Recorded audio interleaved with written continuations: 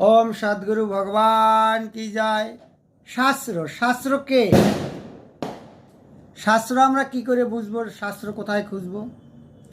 তাই এখানে উল্লেখ করা হয়েছে যে পরমাত্মাতে প্রবেশ প্রদানকারী ক্রিয়াত্মক, পরমাত্মাতে প্রবেশ প্রদানকারী ক্রিয়াত্মক অনুশাসনের নিয়মগুলির সংকলনই শাস্ত্র।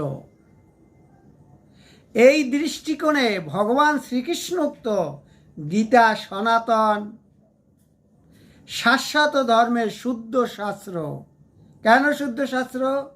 4 বেদ, উপনিষদ সমূহ, সমস্ত যোগ শাস্ত্র, রামচরিতমানস এবং বিশ্বের সমস্ত দর্শন শাস্ত্রের একলাই প্রতিনিধিত্ব করছেন গীতা।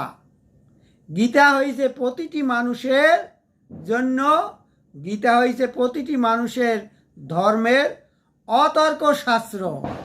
গীতা হয়েছে প্রতি মানুষের জন্য, আর সেই গীতা হয়েছে অতর্ক শাস্ত্র। এখানে কোনো তর্ক চলে না।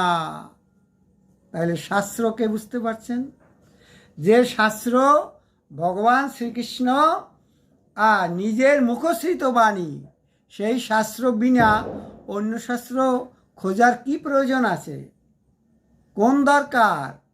অনন্ত ক্রিয়ার বিস্তার করার জন্য আর দোকান খুলে বসার জন্য? না, এটা করবেন না। আসুন আমরা গীতাশাস্ত্র নিয়ে, গীতাশাস্ত্র অনুযায়ী আমরা সমস্ত ক্রিয়া করি। ওম সদ্গুরু ভগবান কি জয়।